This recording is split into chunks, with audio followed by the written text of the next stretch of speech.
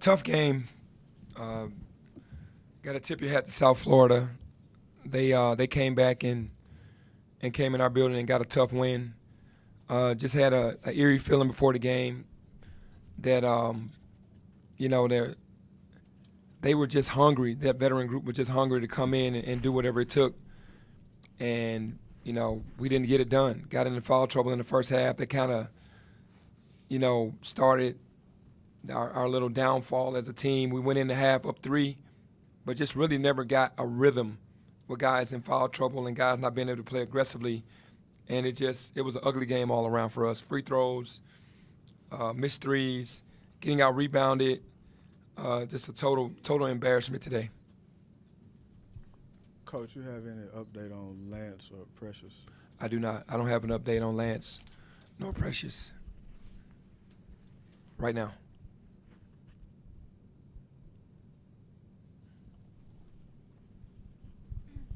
Hey, Coach, if you look at the box score statistics stats,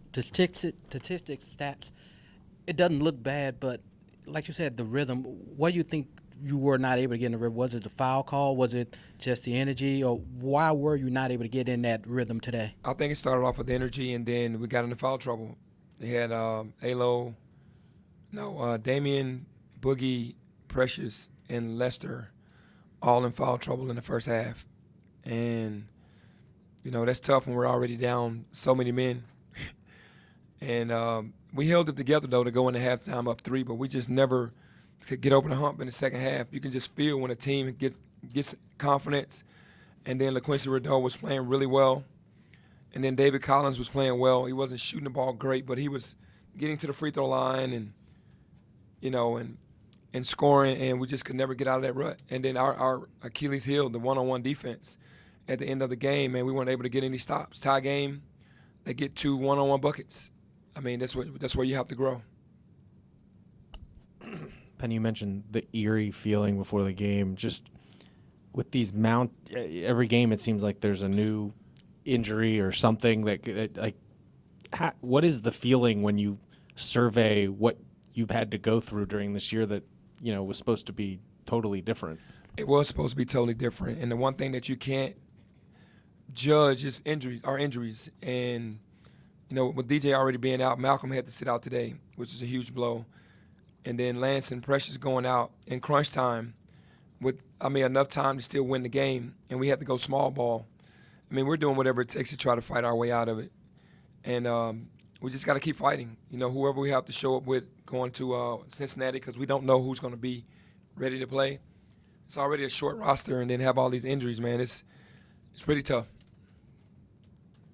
Yes, Coach. Malcolm didn't play today, but can we expect him for the next game? I'm not sure. It depends on how his knee is feeling for the next game. We could possibly go into the next game with just Isaiah Maurice as the only big, possibly. How do you, Penny, handle the such high expectations that you had going into this year and where this is now? At the end, if you'd gotten that rebound, you could have had a chance to tie, but you literally did not have a big in there to get the rebound. How do you handle that, the clash of expectations? It's tough for me because, where we started was really powerful. We had a very deep team. We had size, we had shooting, we had speed, we had length, we had everything. And where we are now is we're just scrapping, man. We're putting a lot of pressure on Precious to come through every game to get us a double-double, putting a lot of pressure on the guards to do things, and they're so young to do things. But I'm not making any excuses, man. We just have to do it. We have to believe. But to answer your question, it's much different now. It's a much different feel because it feels like you're fighting for your life versus having things in control. Penny right here. So you're a guy that we're always seeing on social media post God got us and whatnot. Do you at some point have to think that maybe this happens for a reason now? It's obviously crushing, but there's something to it. Well, everything happens for a reason, and I don't know why these injuries are happening right now or we're losing games that we're not supposed to lose. I'm not sure, but I'm always going to believe in and have faith that God can turn anything around, and I'll never let that waver. But you do have to say, in certain situations, like things happen for a reason. For Precious to go down and Lance to go down today and not be able to finish the game, we haven't had that all year. You know, with DJ getting hurt, that was one thing, but for those two guys to be out as well, and they weren't playing well before they went out, but that took our size away. How do you? I mean, the margin for error was already so small as far as the outlook is concerned. How do you calculate it, just coming off the floor here now? Man, I mean, it's obvious if you lose to a team that's 11 and 12 and 4 and 6 in your conference right now, it doesn't bode well, you know, for NCAA terms. But like we said, it's a lot of season left, and you know, we come back and get some on the road to make up for this loss. But you know, it's a hard loss. It really is. It's a hard loss because you have to take care of your games at home because it's already tough enough to win on the road with healthy bodies. Penny, is there a central message you'll lean on for your team with the steep climb ahead, as young as they are? What do you want them to hear from you? Well, just to stay positive and stay together.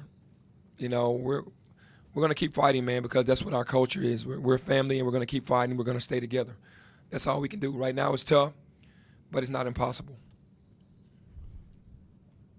Hey, Coach, how do you get this game behind you so you can focus on the next game, because the next two games are even bigger than this game, and it can really change your trajectory? Yeah, if you go on the road and win at Cincinnati, then you're right back where you started. And that's the way you got to think. You got to give the guys some hope. We got to get healthy bodies first. Precious has only practiced a couple times in the last couple weeks because we've been kind of resting his little knick-knack injuries. And Malcolm's been missing. Isaiah Maurice has been missing, trying to rest him up during practice to be ready for the games. So, you know, we're fighting hard. We're scrapping. And it's no fun not having healthy guys out on the floor to be able to battle. And I give these guys a lot of credit. They're playing through some injuries, and we're just going to keep fighting. Penny, Tyler said that the city deserves to have a team in the NCAA tournament, that he and Alex are both aware of the drought. What would making the NCAA tournament sort of mean to you? It would mean a lot because that means we would be headed in the right direction. I think we are headed in the right direction right now.